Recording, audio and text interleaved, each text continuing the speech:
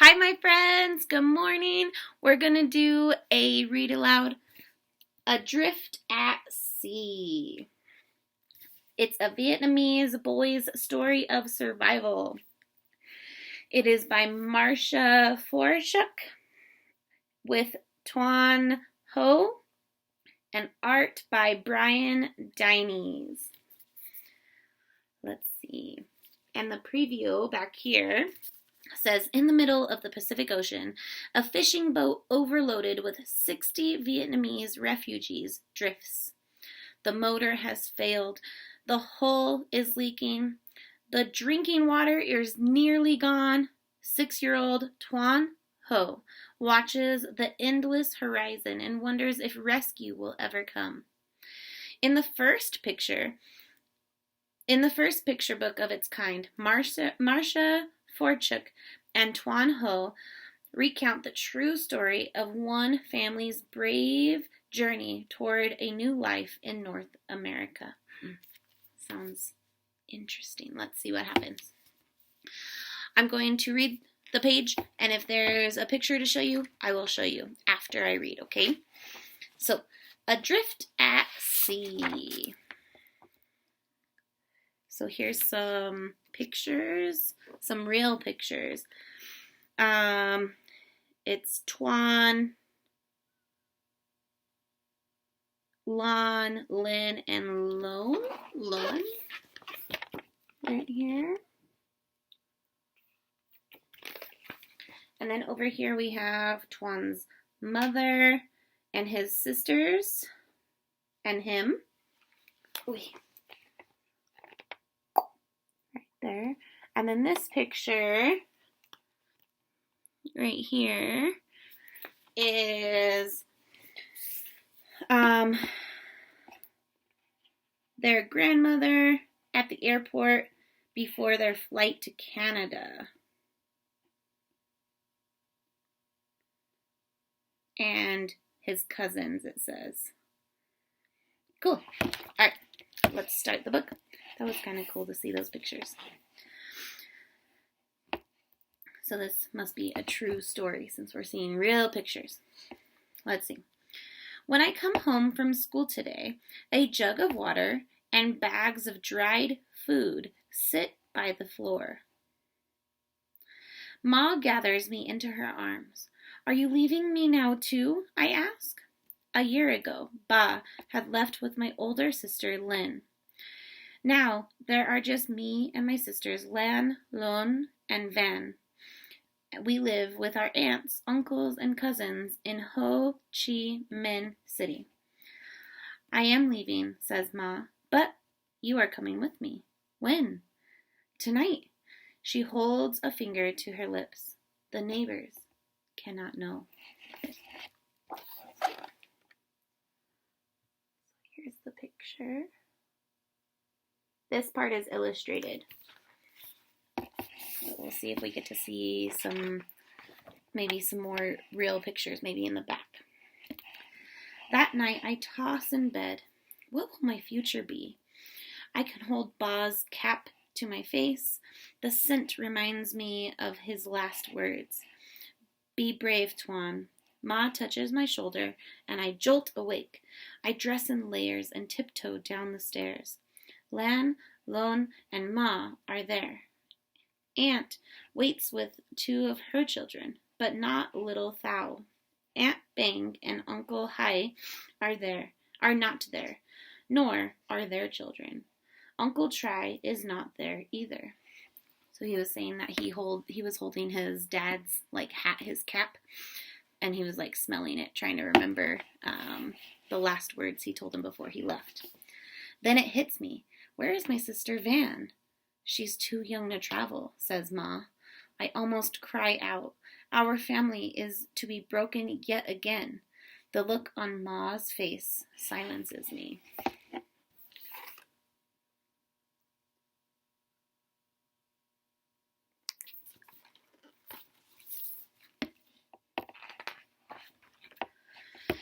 We slip outside. A truck pulls up. We climb in and hold onto each other as it careens over bumps and potholes, and it stops. Get out before they catch me, says the driver. We hide among the bushes, close to the water, until skiffs appear. Now, says Ma.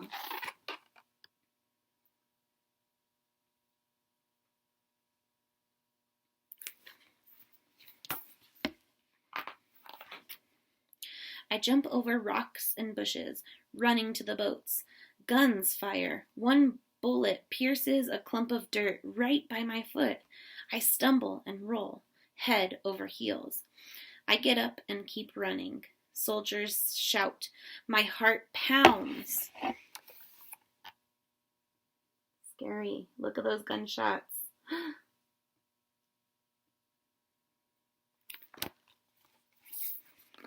Look how close this one is to his foot. That is so close. It's right there. So scary.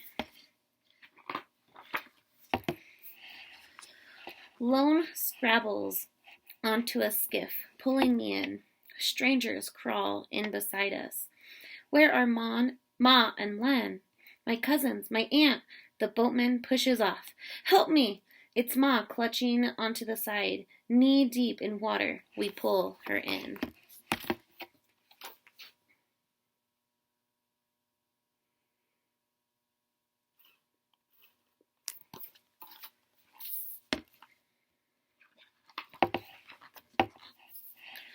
Bullets fly past our heads. We duck.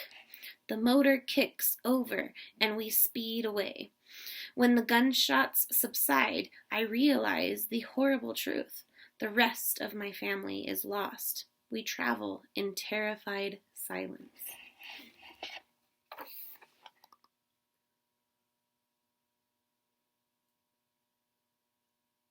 So the gunshots are still shooting, but they can't reach the boat anymore.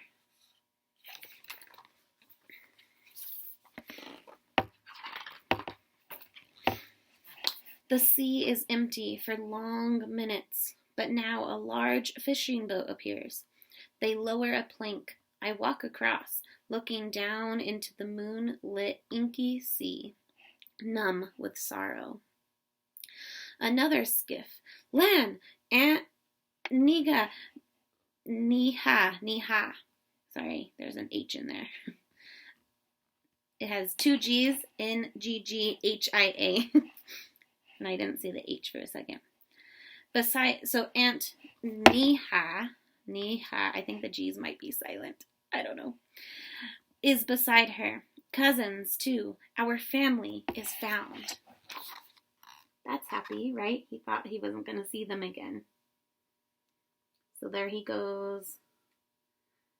The water is just below him. He has to be very careful. After they board, another skiff appears, and I count heads as these people walk the plank to the larger boat. We are 60. The captain starts the motor and we speed away. It's hard to find a place to sit, but finally we huddle together, clutching hands and falling asleep to the lullaby of slapping waves and the growl of the motor.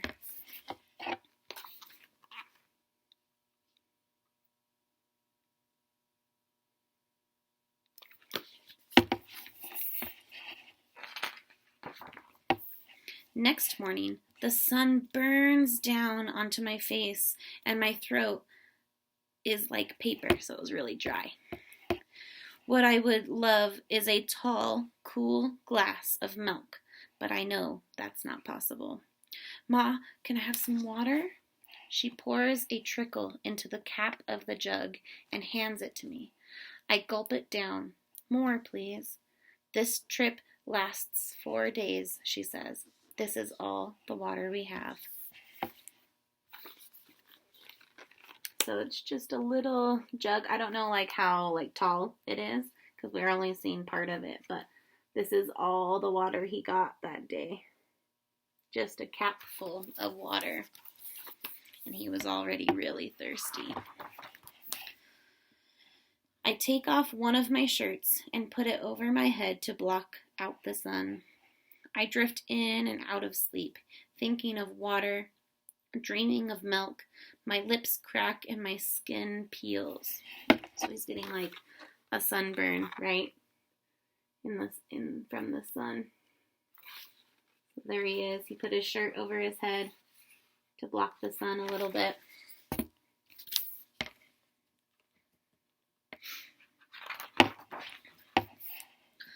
On the second day, our boat springs a leak.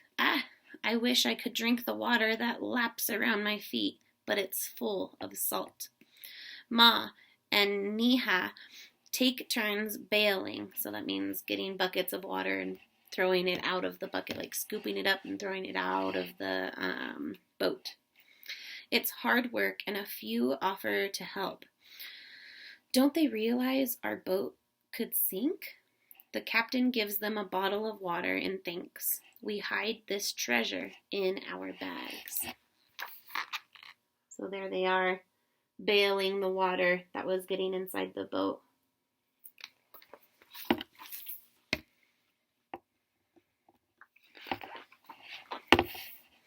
On the third day, I wake to a sudden silence. The motor growls no more. We're all going to die, says one man. Others cry out in panic. The captain mutters under his breath as he tries to fix the motor, but it's no use. We are adrift, which means they're just floating. Just floating in this big old ocean.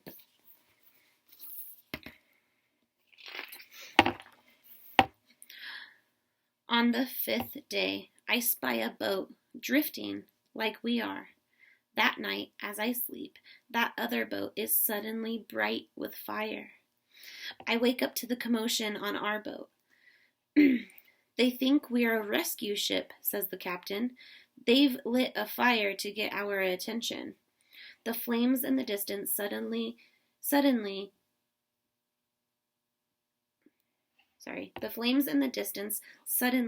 engulf the whole boat. It overturns. The flames and boat are swallowed by the sea. So they lit a fire to kind of get their attention, but then it took over the whole boat, and then the boat went into the sea. We 60 stare in silent horror, but there is nothing that we can do to help. That is so sad. Will this be our fate as well? When I close my eyes, I see that burning boat. I cannot sleep. I am going to help Ma bail water. So there he is trying to sleep, but he can't sleep because he just keeps seeing this in his mind.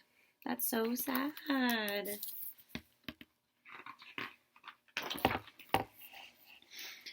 As she empties her pail over the side, she gasps. I stand on my tiptoes to look. Just below the surface are many dolphins. It's a sign, Tuan, Ma says. Her words confuse me, but I am comforted too. So this is kind of a view from like underneath the water. If we were like a dolphin looking up. So there's some dolphins over here. There's one here. Pretend we're a dolphin, right? And we're looking up and we see the boat. And there they are looking down into the water where we are. Ugh, I almost hit myself in the face with the book. Whoa! On day 6, I see something in the distance that seems too big to be a ship. It looks like a bright white light. As it gets closer, the captain cries out, "It's American! An aircraft carrier!" "Help us," I whisper. My throat is too dry to cry out. Look at this huge boat. Wow. So this is an aircraft carrier, they said. So this is like what the Air Force would use. And then planes can fly off of this and land on this. So this boat is really, really, really, really long. This is just showing us the front of it. But it's really, really, really long because it has a runway on it. Like when you would go like on an airplane. It's shortened. It's a lot shorter than the runway that we have here, like at the airport. But it's about the same. But Like it has the same purpose, but it's shorter. And so airplanes fly off of it and fly on it. It's kind of cool. The massive ship looms up above our tiny boat. The American sailors wave. When we are close enough, we see their smiles. A sailor tethers us. They lower a rope ladder. We climb up one after another. Then it's my turn. I am afraid I will be too weak to hold on to the ropes, but I can't give up now. I climb. A sailor lifts me off from the topmost rung and sets me on the deck. He smiles and talks, but I don't understand. So they are, there's a helicopter, and then there they are going up the ladder.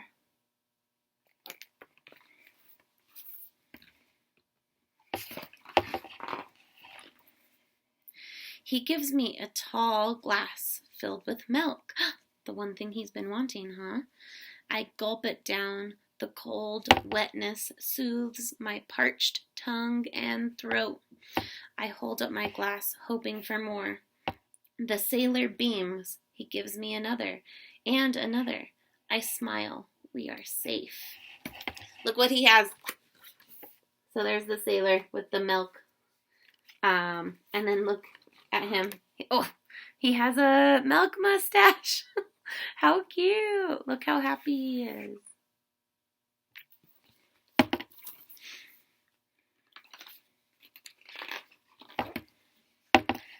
Oh, cool. There's more pictures. So that was the end of this story. So it says between 1955 and 1975, that's when the Vietnam War was fought between North Vietnam, who was supported by the Soviet Union, and South Vietnam. Starting in 1965, the United States sent over 553,000 troops to help its South Vietnamese allies. 58,220 of them lost their lives before the war ended. So, 58,220 of our American troops lost their lives helping South Vietnamese. Miss Carver. South Vietnam. People from Vietnam are called Vietnamese. And then the war ended in 1975, with the communist forces overtaking the South Vietnamese captain of Saigon, now known as Ho Chi Minh City. The new communist government punished those who did not share their beliefs. Thousands who were labeled enemies of the people were executed. So they killed them, basically. While others had their homes confiscated and were forced to live in the jungle. So they took away their houses and made them move to the jungle.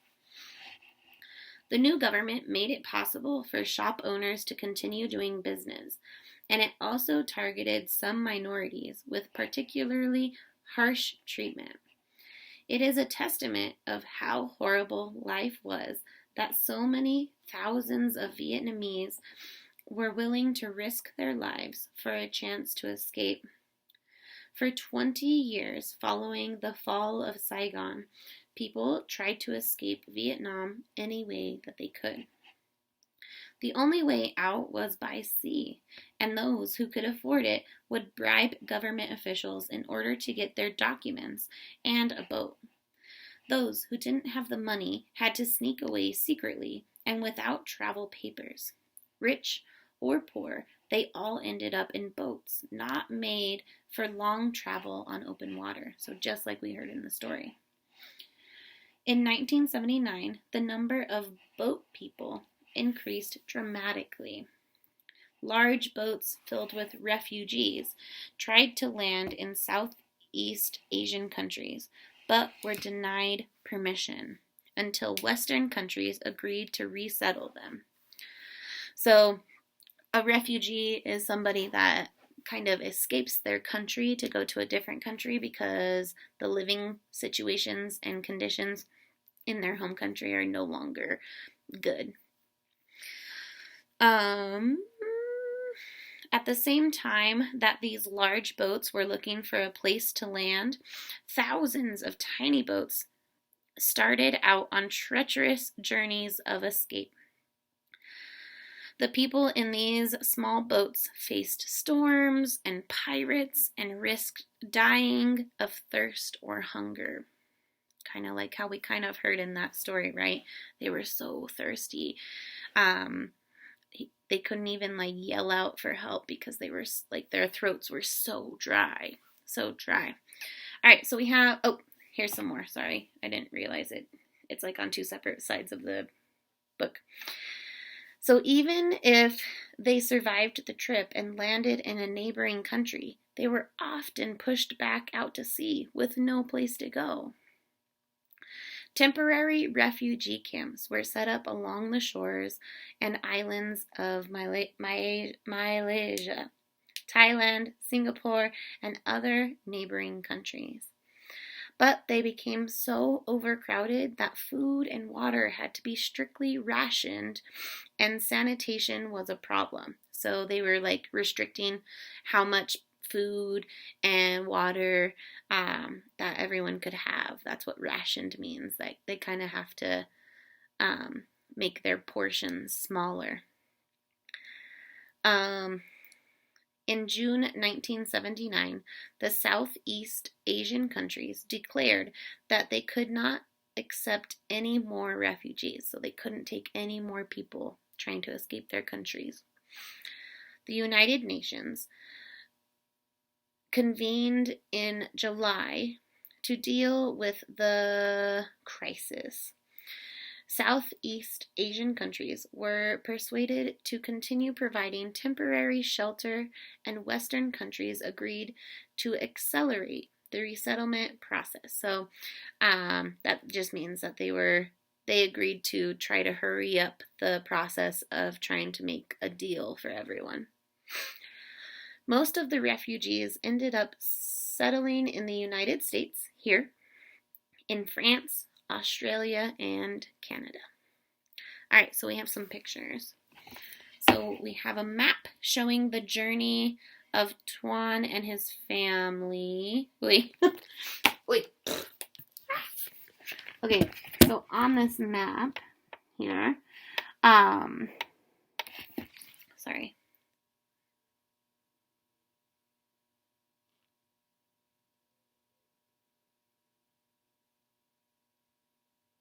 Okay, so the red, I know it's kind of hard to see, but the red is how they tried to escape Vietnam. It goes like in a windy circle. And then it stops right here. The red stops at this dot. And then this straight line to right here is green. And it says on our key, it says this is where that green line, that straight green line, is when they were rescued by that big aircraft carrier. So from here to this dot right here, that's the trip that they took with the aircraft carrier. And then we have a blue line, and this tells us that this is where they were on their way. This is where the trip that they took from this dot down here.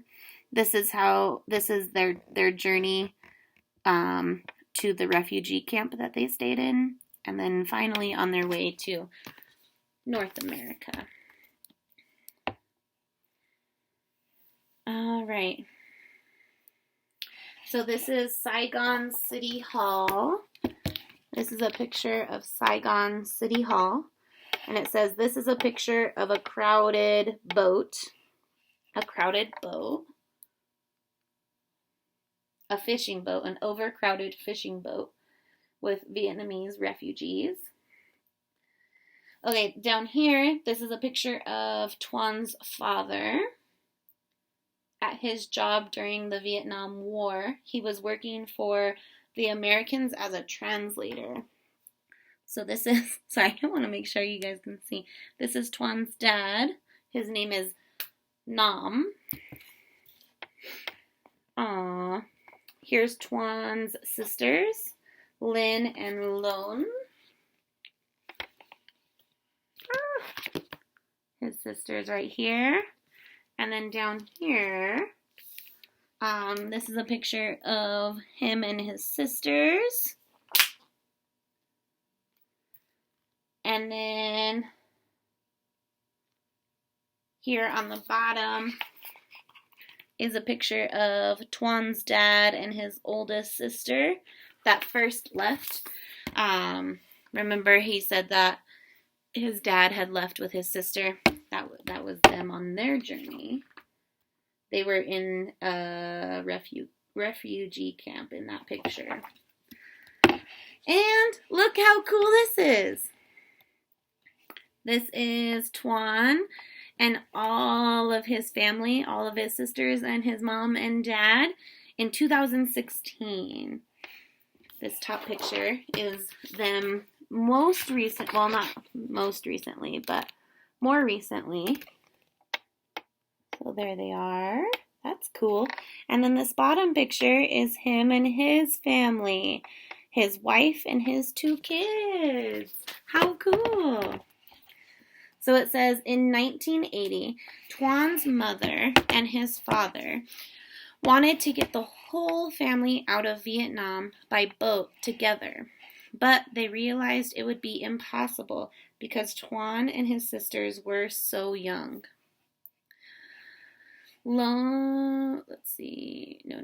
Instead, they decided that just their father would escape with the oldest sister. The new plan was for them to get to Canada and sponsor the rest of the family to join them later. So they would go to Canada and then they would kind of get some money together to get the rest of the family there as well. Well, the dad and sister had a long journey by boat. They did finally get to Canada. Unfortunately, the process of sponsoring the rest of their family was slow and frustrating. Meanwhile, life in Vietnam was getting worse. On May 12, 1981, when Tuan was 6, their mom devised a new escape plan, taking Tuan and his 2 sisters by small boat, just as her husband and oldest daughter had done the year before.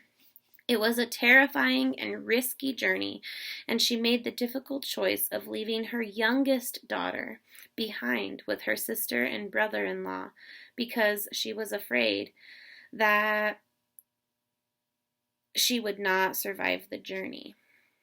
After 2 days of travel and 4 days adrift, so just floating in the ocean, they were rescued by an American aircraft carrier. The U.S. Navy transported them to a refugee camp on Bidong Island that's all, okay.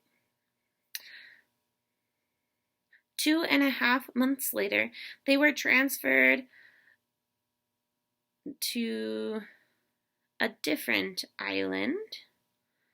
So that was that blue line that we kind of saw, right, on the map. After 3 more months, the 4 of them joined their father and the oldest sister in Saskatoon on October 6, 1981. Whew, numbers. So it took from May. Oh no, that's when the mom decided to do the plan.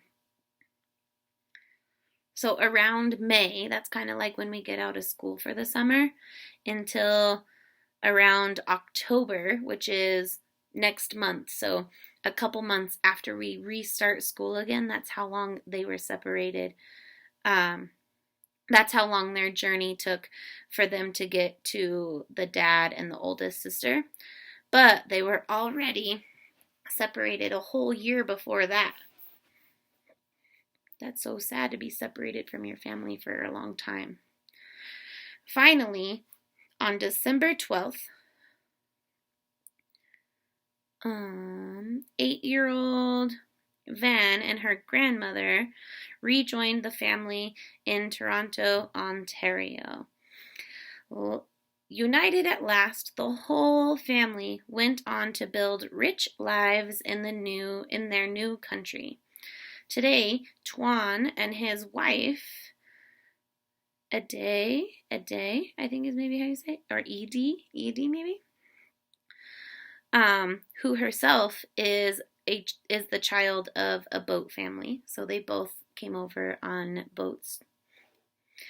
They live in North Toronto and are the parents of 2 young daughters. So we just saw their picture, remember? And they named them Madeline and Emily. Tuan completed his Bachelor of Science with honors. His Bachelor of Science degree with honors at the University of Toronto in 1998.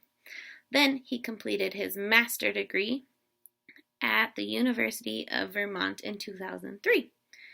Tuan also completed his contemporary medical acupuncture training at McMaster University in 2009. Tuan has been a dedicated therapist for the past 12 years and has recently opened up his own clinic. Cool. That's pretty cool.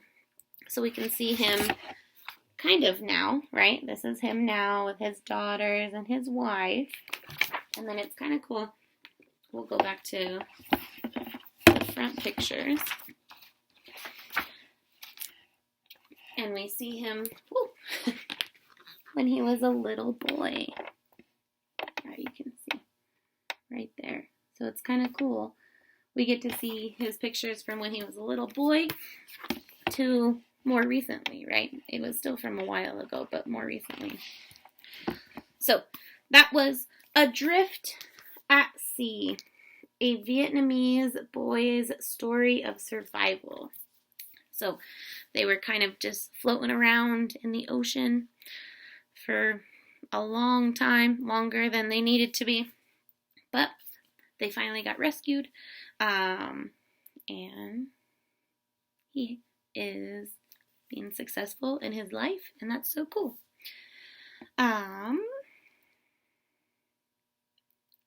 was going to say something else, but I can't remember. Whoops. All right, my friends, I hope you enjoyed that story.